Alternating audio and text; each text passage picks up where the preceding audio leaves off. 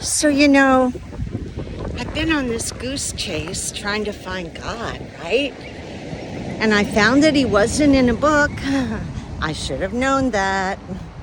And I know that I'm not looking for an all benevolent Santa Claus, not at all. I want truth. I just want to understand this existence of mine and how to make the most of it.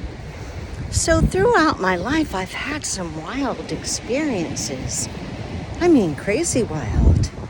Like, one day I met Tommy Tyson. A woman brought him to meet me.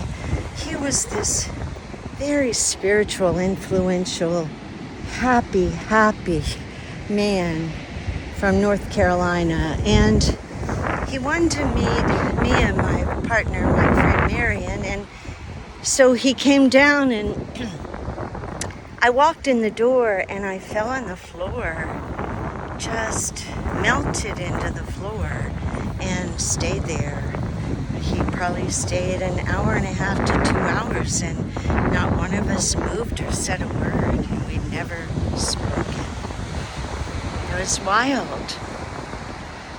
And one time I was calling for the cemetery and talked to this woman whose daughter was dying, and I ended up at the hospital, snuck in ICU, I don't know how, and prayed for her, and she healed.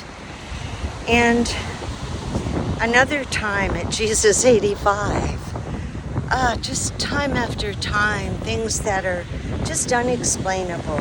I know there are no coincidences, and the synchronicity in my life is just mind-blowing, and it probably is in yours too, if you took notice like I do. So I finally, going through all these people, I co-wrote a book with Deepak Chopra, and I've always followed him. So I stay in tune with him. But there was something missing. And I finally found Dan Winter. And he is all about the physics of our existence. And it all makes sense, finally. The universe is plasma. Only everything but 99.99%. And so I've always thought water was plasma. It changes with who's around it and what's being said. And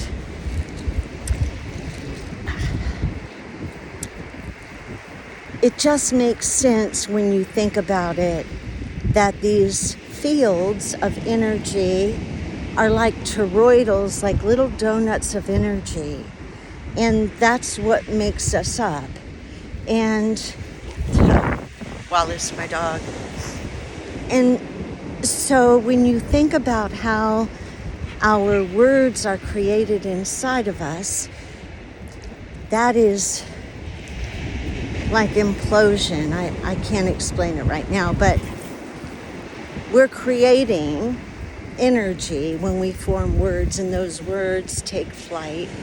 They're little donuts of energy like spaceships, right? That's my analogy. And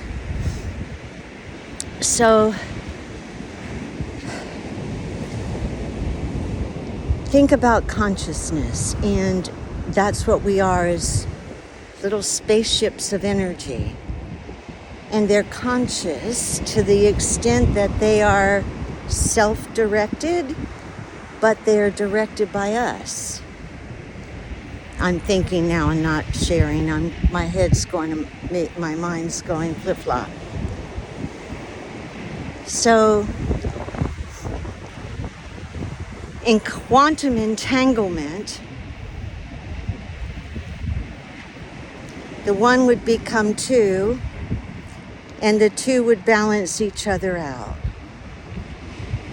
And so this anesthesiologist is saying that when you're under, you're not conscious. What happens to the energy? It must go somewhere. And so it must go out into consciousness outside the body, like telepathy or time travel, and that maybe through the microtubules we can transmit the energy, and it makes sense. And that energy is in us and out of us, because they say that even when you're standing by someone, you take on maybe a tiny, tiny part, but you take on that person. And I think it's the DNA, or you take on that aura. That's for sure. Okay? All right, so I got to put this all together and come back.